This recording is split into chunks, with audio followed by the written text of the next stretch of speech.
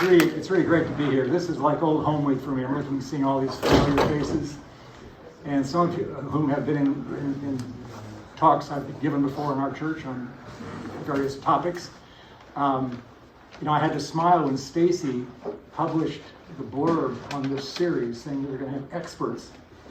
And you know what Jesus said about prophets and experts, right? You can't do it in your own hometown. Well, I'm in my own hometown, in my own home church, and my dear wife is here as well for this presentation. Diane has been a co-author of many things that I've written on the subject of conflict resolution and mediation. And we've, played around with these topics a lot. And so it's great to have her in the room. And I'm going to give all the hard questions to Diane. I have to leave now. Let's jump right in. Here's a question for you. What challenges do you or your friends or family face in relationships in 2025? Don't have to confess about yourself, but what's challenging about relationships? Just as you think of the world that you know. Anybody? Politics. Politics is a challenge. It can be very divisive. Good. What else? Religion can be divisive. It can be a challenge. It can amazingly threaten relationships. How about addiction? Disease? Debilitation? Yes? Values. Value differences can lead to problems in relationships. Okay? Aging. Yes. With each day, we can get to a point where I'm having to do things that I didn't have to do before quite this way. In tennis, I call it a workaround. I've got to work around because I can't get there to the ball as quickly as I used to. So we have challenges.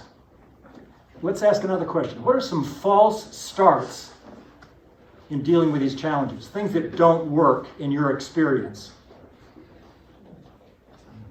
Anger can be a problem, right? To get angry right out of the chute can get it off to a bad start, and sometimes there's no recovery from that. What else? What are other false starts? Pushing. Pardon me? Pushing people. Pushing people. To push people for something that they don't want to do. I love the story about the little second grade kid, done a good turn, came home, told his mom he was late for supper because he helped a little old lady cross the street.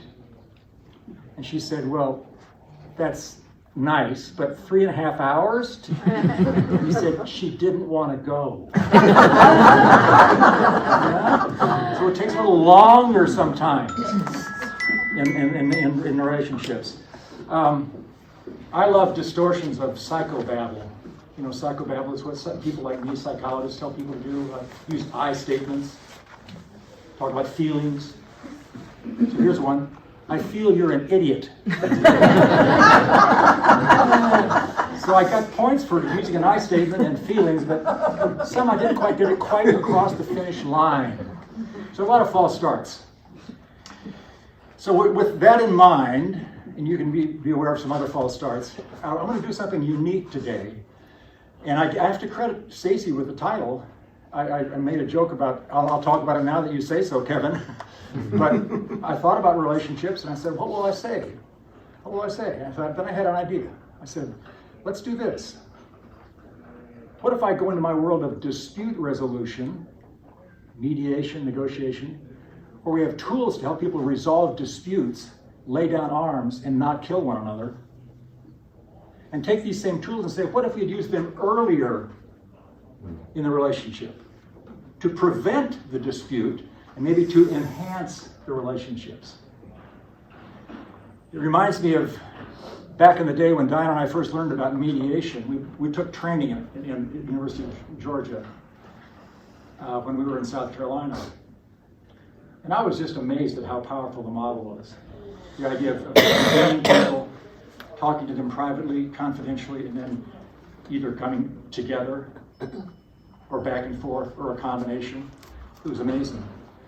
And the big deal in that day was family mediation, which was code in the attorney world for divorce mediation. And it occurred to me and a few others that this process is too good to save for divorce. Can't we see what it is that can be useful in helping people reach agreement as they are ending a marriage, and say, what if they had this earlier? Or when I was doing my work with oil and gas companies, upstream, before we get to the downstream problem of a dispute. So that's what I want to talk about today. I've given you a little envelope. It's got 4 items in it. And I will ask you at certain points to pull them out one at a time. And I'm just going to show you my toolkit. And in the toolkit, I'm going to tell you what the tool is. And we're going to talk about how it's used in dispute resolution. And then we'll talk about how you might use it. Okay? Analogies might be talking to a litigator about lawsuits. I've got a son-in-law who's a wonderful litigator. And talk to Tim, and Tim will often say to me, you know, if they had just done this, Karl, way back when, none of this would have happened. Or the same thing, I've been to physical therapy a few times on sports injuries, and I love physical therapists. They just do all kinds of wonderful, cool stuff. Well, Karl, if it's that cool, maybe you could do it even before you have a sports injury, boy. How about that? So that's the idea. So as you look at this today, we've got some time here, and we won't be able to spend a lot of detailed time on it, but you'll get a feel for it. And if you want more, we have a website, Preferred Path website. Before I leave, I'll give you the code. As a member of the church, you can come in and download an electronic version of a handbook where all this stuff is in the handbook. These are from all the courses we've taught that are available. So right now, though, we can just, the pressure's off. You've got little handouts in your hand. Okay? All right. One word about my background on this. I'm a psychologist. I'm migrated toward negotiation and mediation. I've written books on it. I had a practice in Austin. Started a couple companies to help build this into the fabric of organizational cultures. We did big projects with Shell, Coca-Cola Enterprises, Coors Brewing Company, General Electric. Worked a lot in family areas. Too good to say for divorce, right? Use it earlier. As some of you may know, I did a rather novel thing. I was with the American military in Afghanistan for a year and was embedded on one side of the fight to coach coalition forces, our soldiers, on how to negotiate with local nationals to achieve stability in villages. As someone said it to me when I went there, is to win the war with less killing. So I've been involved in using this a lot. I'm reminded too, Diana and I like to joke about the fact that we heard a guy talk years ago. He said, a psychologist, saying, you got to remember though, that these things don't work on your own children and pets. Well,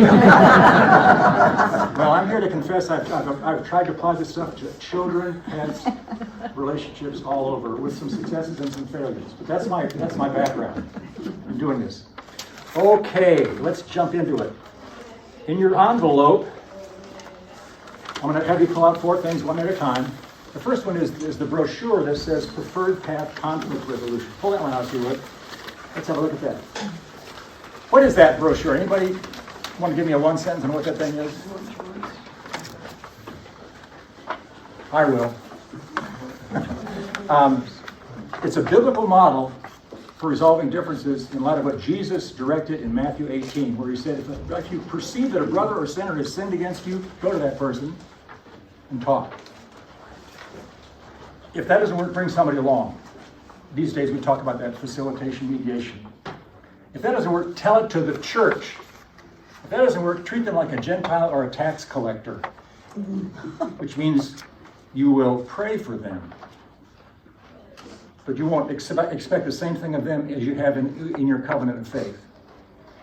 Well, I've been through enough church disputes where I've been watching it happen, other times brought in as a party, to, at one point we said, let's put some of this together in a way that is biblical.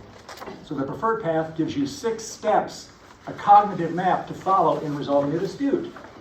If you open it up, at the top it says, pray about it. Put the whole thing in God's hands at the very beginning. This is the blatantly Christian spiritual foundation for issue resolution and relationship building, period. Pray. You're not in this alone. In our church, we say God has a larger story. If you got a big conflict with your spouse or your kid or your neighbor, there's a larger story going on here, is what Kevin and our other good pastors remind us of. So you pray. Treat them well. Lovingly. Take the high road. Don't go to the low road right away. No Michelle Obama quotes about high and low. Okay? Take the high road. Second, talk. Facilitator talk. Tell it to the church. Gentile or tax collector.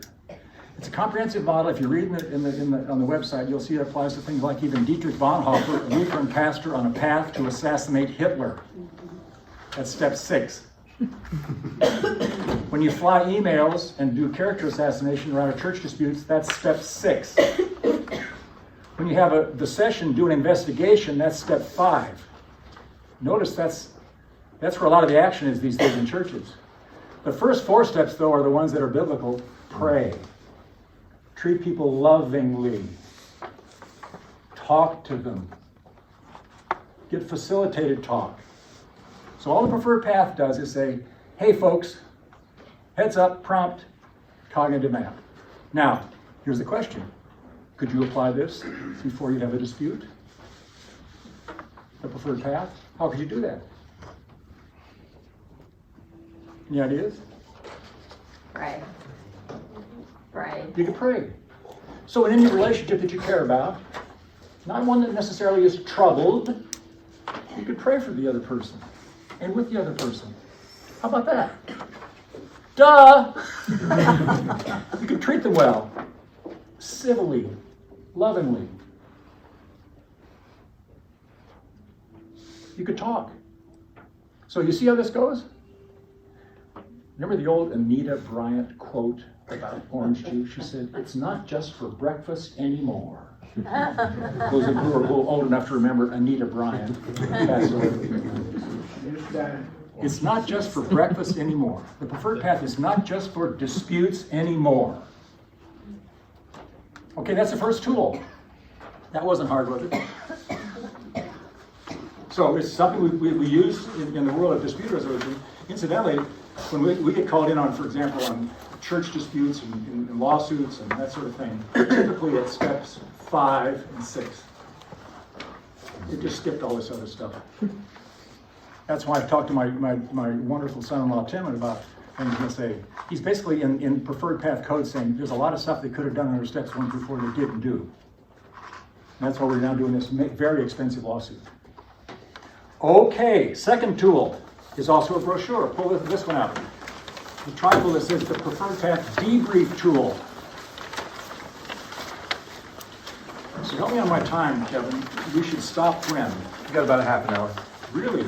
That's tremendous. I thought I'd have less time than that. We can do this easily. I'm from the Name That Tune generation. I can name that tune in 4 notes. Okay, so we can slow it down, Carl. Preferred Path debrief tool. I learned about this first off when I was with the Army in Afghanistan. The Army does something called an after-action review. You may have heard about that. And it came from the infantry after a mission. They'd come out from a mission and they would debrief on what happened. And they'd ask 5 questions.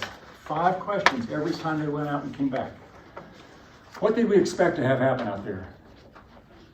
What happened? What was good and to be continued, and that's great. What was not good, of concern, problem, got to fix that.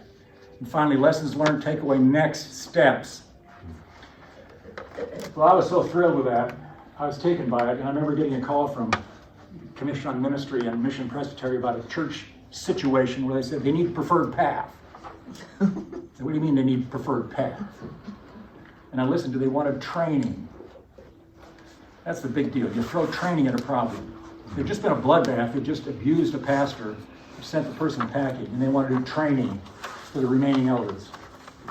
No. I said, what you need to do is a debrief. And I realized, where would they go to do a debrief? I don't think there is anything grounded in the Presbyterian literature about doing debriefs, so we wrote one up. this open source stuff, and so we put together the Preferred Path debrief tool, and you see it right there. This can be used, it's around the 5 questions. We could use it in our church after major critical events. We did one with the PNC after Mark Ramsey left, earlier than people expected. Stacy Yalkar said, we can do it, let's do a debrief, Karl, and so I did that. What did we expect? What happened? What was good? What was a concern? What do we do now? Very powerful thing to do after a critical incident. You can do it partway into a relationship.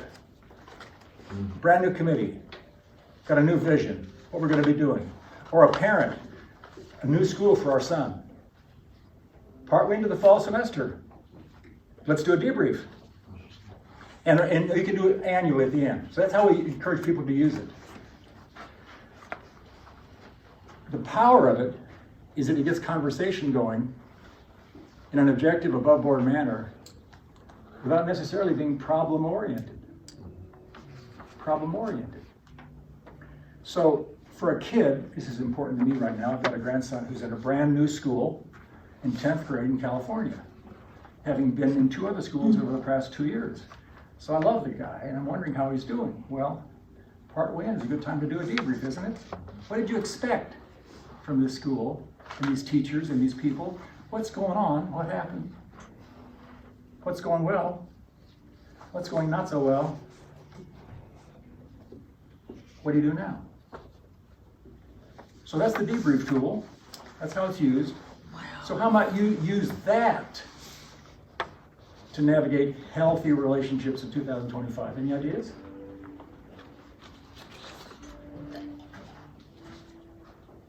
Or you can say, oh, I don't need that, Karl, but I've got a friend who can do it.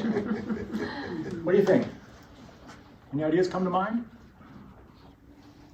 I think I need to ask, and I definitely need to listen. I'm very bad about listening with my children. I want to tell them what. Yeah, wonderful. See, that's great. See, and that could come out in a debrief, couldn't it? Can you see a one-liner being delivered your way? You never listen to me, Mom. Oh, well, I want to hear more about that. And we're going to talk about communication in a moment, but thank you so much for opening that door right this minute. Once you do a debrief, it will require some good communication skills, but oftentimes the deficit in our communication skills will be pointed out to us. And I'm including me here, the subject matter expert. I derail all the time. I have to make corrective actions. I have to have it pointed out to me sometimes. Okay. Enough on that? Got that? You got 2 tools under your belt here. You can walk out right now. You have to be in the choir, and you've got 2 tools. Let's talk about the other 2. If you go deeply into your little packet there, there's a thing called the Blue Line Conflict Grid. It's got a little diagram on the front of it. This is in lieu of PowerPoint. I'm scaring you, right? It's in lieu of a chart. It's in lieu of a paper and pencil handout. This is the one that goes in someone's billfold. We've got these online, and we've got other forms you can get it. But here's the concept. Years ago, as I was doing a lot of mediations, I began reflecting on what the data were that we needed, and realized that a lot of the books that I saw out there were rather inadequate in terms of how to collect data. They tell you what the principles to do, the do's and don'ts. Even that wonderful book by Fisher and Urey on getting DS talked about 4 principles, but not how to get from point A to point B. So we put together a conflict grid, put it in a book, and it's been around forever. And I've had people stop me a decade after taking training and saying, Slaikeu. This happened at the elevator in one of my offices here in Austin. Slaikeu. I said, yeah. Motorola, the conflict grid, 10 years ago. Well, thank you. So I've had people, literally, this is what they remember. So Diane has used this in mediations for legal disputes, where she would separate the parties and have them do a grid analysis of one another and then come back and talk about it. Carrie Pollard, as an elder, when our church was trying to decide, do we stay in the presbytery or not regarding 10A and ordination of LGBTQ clergy, Carrie did a grid analysis with the elders, and they got to the point where the moderator Phil Barnes delivered the famous one-liner, "We are evenly split on this matter, but we have decided it is not worth breaking fellowship over." So they went deeply listening to different points of view, respectfully, and looking at options, and decided to stay in the presbytery. And I was involved in some other things in the presbytery at that time, where we used the grid as well. So here's how it goes. It says that for every situation you have a topic, and you think of parties, the columns on the grid. So if I'm a staff member with Kevin, and we're two people, and he's my supervisor, and I'm a brand new intern, we've got two parties right now, Kevin and Karl. We also have some other people who are looking on, who are interested in how this is going to go. Kevin's boss, my peers. So there's some other interested parties, but you have a column for every person who's of interest to you on the topic at hand. And then there are 4 things you want to know about every party, and you get this through communication, listening, asking questions, open-ended. You want to know, what are the person's interests on this topic? Matters of the heart. What facts are they going to bring to the table and say, this is important? What is their BATNA, best alternative to a negotiated agreement? What are they going to do if they don't get a deal with me? What solutions do they like? Possible solutions. 4 things, and that's it. So when we teach people to do mediation, we say, that's what you want to get a hold of. Any way you can. All the documents you can read, all the depositions you can read, the interviews you can do, listening to people, try to figure that out. The bottom line of the grid is what's called the one-text integrative solution. One-text integrative solution. It's a single list of things that might bring these parties together. You look for action steps that will honor their interests, even though they may differ, that will square with the available facts, and that are better than their BATNAs.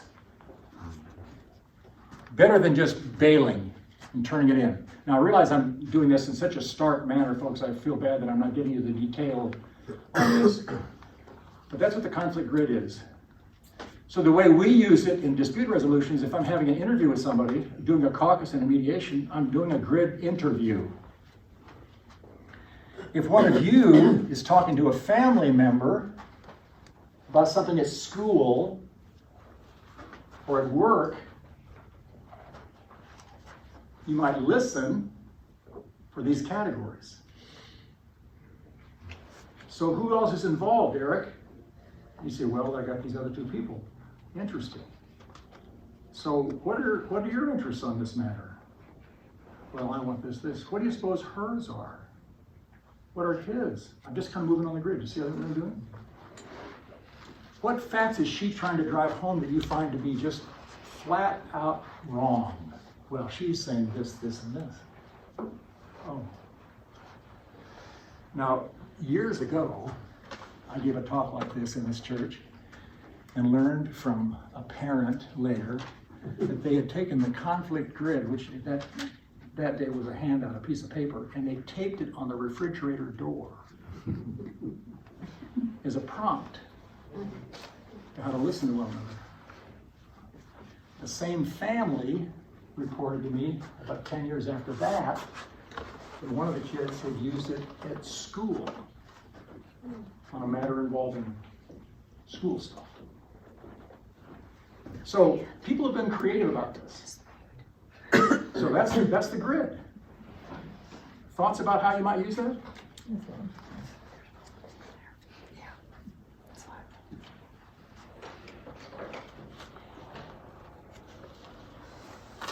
It's so quiet in here, I don't know what to do. You're thinking, aren't you? You're thinking, you're pondering. Okay, keep pondering. I don't want to cut you off though. Let's go to the next one. The last one in your envelope. And that's a little card that says MAP, M-A-P. On the back it has something called standard interest. Do you have a handout? Yeah. Kevin doesn't have an envelope. Give the man an envelope of his very own. Thank you. Dear I think I have man. these on my desk already. He's paid staff and his convenience. He's sitting here with no handout. This is not right. Okay. The map card is a way to get from point A to point B when you're trying to resolve a difference when someone has offended you or hurt you. In Matthew 18 language, remember Jesus gave guidance in Matthew 5 and Matthew 18. He said, if you perceive that a brother or sister has sinned against you, go to that person. And another passage he said, if you're ready to leave your gift at the altar and you recall or think of someone who has something against you, leave your gift and go and reconcile with them. Which would wreak havoc on stewardship campaigns if people really did it, right? But that's pretty explicit, is it not, from Jesus? He says, go to the person and talk. Oh, when do you go to the person? If you believe that they've hurt you or wronged you, if they are wrong, or if you think that they think you're wrong. There's no wiggle room to get out of that, really. Well, as a layperson with a seminary education, I do have a seminary education from Princeton Theological Seminary. I took all their ordination exams, but I was missing only one thing: call.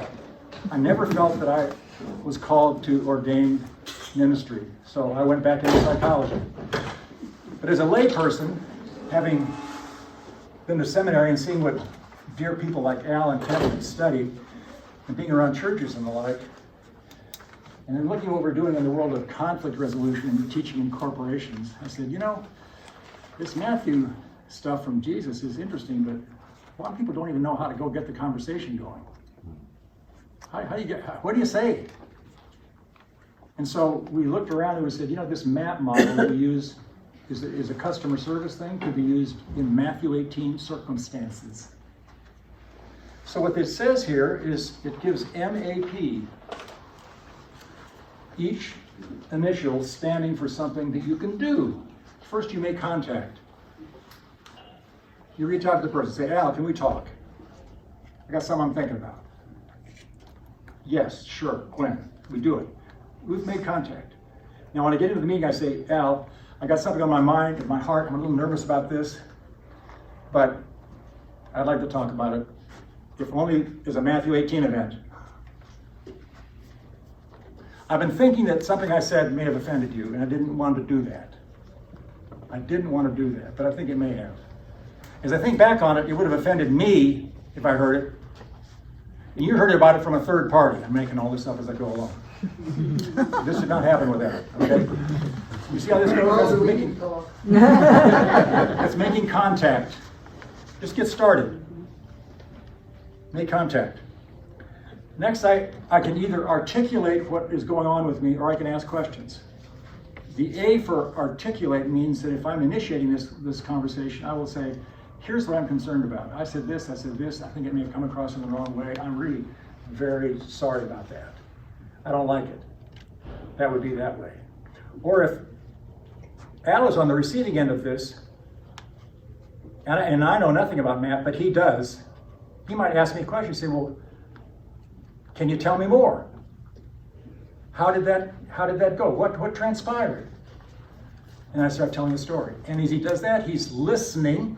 He's doing active listening. You see, so if I'm hearing you right, Carl, if I'm hearing this, you're concerned that what you said there offended me because it was actually kind of a disparaging comment and you didn't like your choice of words. Yeah. That's right. I wish I could take it back. That's the letter A. The letter P in MAP is to provide relief or to propose something or to point to someone who can help. So when we teach this in the customer service vein in corporations, we've done this for frontline people who interface with the public. In the airlines, for example, we've done MAP for in the air, at the front, at the gate, baggage claim, reservations, every place. The letter P is to provide relief right now. Let's fix that. Or Al might, in a more gentle way, say, well, what if I were just to take you at your word and say, I appreciate your coming over. All is forgiven. That'd be great, Al. Thank you. So he proposed something, I accepted it. We're having a mini negotiation within MAP. Do you see how this goes? We're trying to reach some closure. Now, I've left out one very important thing that I want to talk about here before we go further. On the grid card, you'll notice on the back there's something called negotiation steps at the top, and then standard solutions. The negotiation steps are a more detailed version of how to get from point A to point B in a negotiation. MAP is a shortened version of those 5 negotiation steps. That's all it is. It's a short version for people on the front lines in businesses. And I'm now thinking for all of us in Christian churches, in communities, if we have this maybe as a tool for us, we can reach out to one another. And if we get blindsided, suppose Kevin comes to me and he says, Carl, we got to talk. Oh, yeah? I can use MAP to respond to him and say, well, I want to hear all about that. That's making contact. Can you tell me more? What's going on? You well, Carl, I don't think you know what you're doing. I do not think you know what you are doing. How so? Question. He tells me. So it's because of this, and this. Active listening. So MAP is a shortened version of those 5 negotiation steps. That's all it is. But the part I want to point out to you right now is they're called the standard solutions at the bottom of that little card. Again, I wrote these up years ago and put them in a book, having been through a lot of disputes. And I reflected on what people are doing and what they needed, and I saw over and over and over again, certain things came up all the time. Now, not that they all applied every time, but that if you had these 4 in mind, you could listen for solutions and maybe fashion solutions that you couldn't if you didn't have these 4 in mind. 2 of the solutions look back, 2 look forward. One is acknowledgement of wrong done, apology, or repentance. It might be something as simple as Carl says to Kevin, wow, I see what you mean. I didn't mean to do that. That was wrong. I'm sorry. That's what that could be. The second standard solution looking back is corrective action. Is restitution or some way to make someone whole. Lawsuits are all about that. You write me a check. You cut off the wrong leg, you're going to write me a big, big check. I was going to be a Wimbledon tennis player, and now I'm not going to be that because of what you did. So I want a big check. Your insurance company and you, all of you. Now, that doesn't often happen, you have to do that, but sometimes you do make someone whole. You say, let's do this from now on. And let's do this in recognition for the loss you suffered. Looking forward, there can be corrective action. Let's do this. Especially in church staff situations, this is huge. You've done a debrief around a critical incident or partway in the relationship. You found certain things that didn't go well. Could we do this from now on? I'm talking to my grandson about his fall schedule with a new school, and can we get your transportation to soccer practice tightened down so you're not late? Yeah, that'd be good. That'd be good. So, corrective action. This is the way the world becomes a better place. Healthy relationships in 2025. If we have this happening, these 4 standard solutions being brought to the table when there's a bump in the road or a problem or a conflict or issue, we can improve. Dear hearts, we've got a lot of people walking the planet who feel that when some of these things happen, they're so bad, you just got to quit. Or kill them. Or die. Or move. Just break it off. We've had enough. Okay, I'm not taking these options away from any of us. My guy in Afghanistan said it's the way to win the war with less killing. There's still going to be some killing. But there's some other things. The Army does what they call full spectrum operations. Offense, defense, stability. And the stability part has to do with making environments inhospitable for insurgency. That's a big negotiation. That's what that's all about. So the standard solutions. So there you have it, folks. I know nothing more on these subjects besides what I've just got through saying right now. Questions? First of all, I'm a big fan of this process, and I think you really have some good clues and strategies. But say something, if you will, about conflict avoidance behavior, because I find that many people, when there's a significant issue, it's not about taking out the trash, but a significant, taking out a significant issue.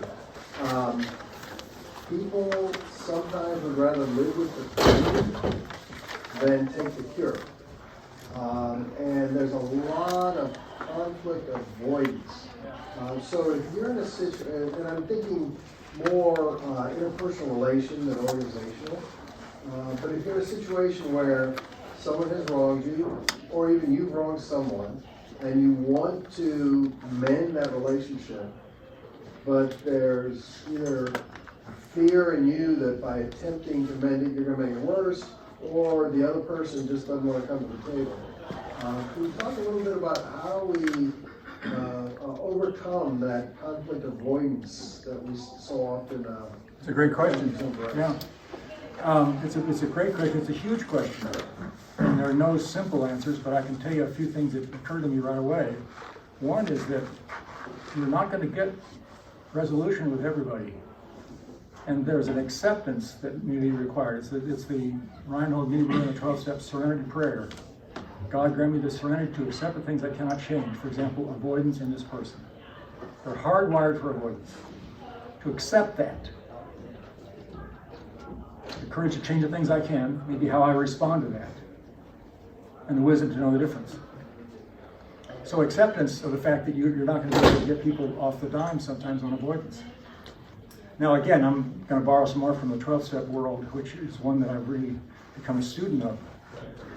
Through family topics and also through my profession. So I'm very big on the 12-step model, which grew out of the Oxford movement in New Testament Christianity, applied to Alcoholics Anonymous and addiction, and to families. So this is a very powerful set of things that they do. And what they do in this, Al, is they do interventions that raise the bottom on people. They confront them. I'm not suggesting you're going to set something like that in motion, but if you want to cut right to the chase, the short list of things that are in your toolkit, that's one, an intervention. Or in the preferred path model, a third party. You're not getting through to me, for example, so you say, Karl, let's do a step forward talk and let's get Kevin to sit down with us. And you will say to Kevin privately, Kevin, read my lips, Karl doesn't get it. He's flat out an avoider in denial. I'm getting nowhere with him. And Kevin will say, well, are you praying about this? Step one. You treating him well? Well, not really. I keyed his car the other day. I think that's wrong concept. So, a consult.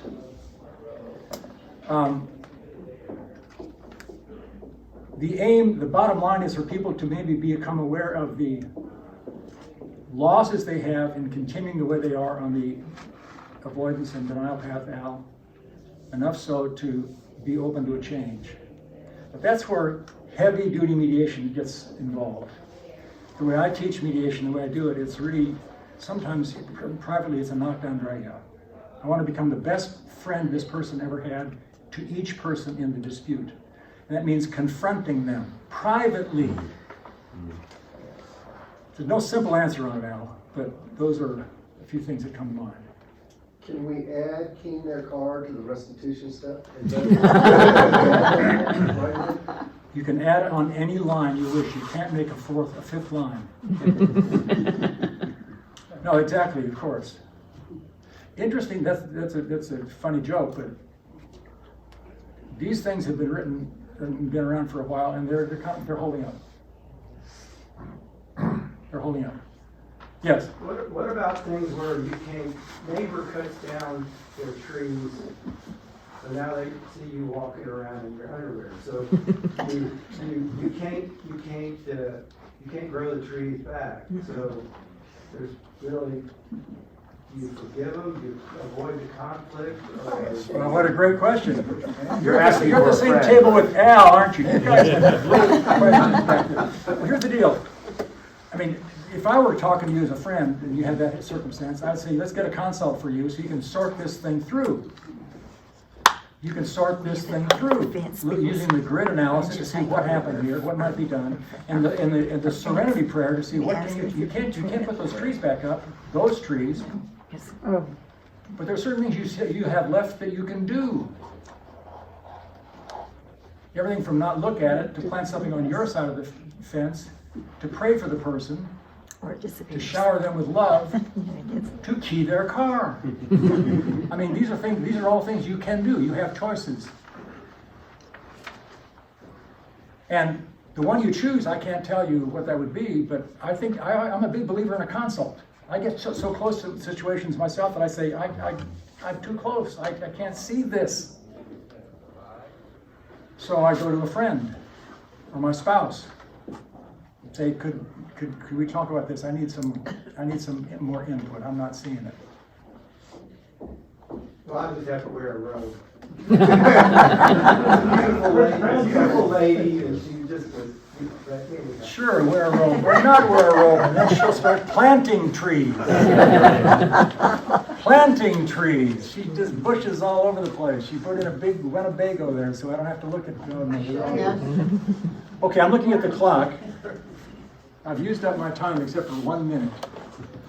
How are we Take a doing? couple more. Take a couple more. Well, it's not part of the. Questions, comments? Yes. Patty brought up politics. Yeah. So, what are some things that you do or have seen done when there's a lot of, obviously, divisiveness in the country and people kind of Politics? insult each other, and including friends and acquaintances? Yeah. And so, I mean, I guess, the typical response would be just to smile and say, well, I don't talk about politics with people. Well, that's the conventional wisdom. You don't talk about politics and religion, especially at the dinner table, right?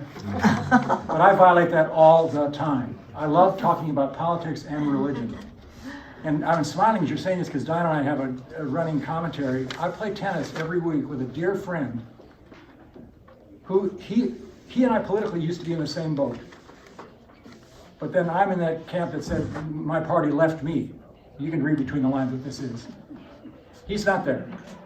So we argue a lot.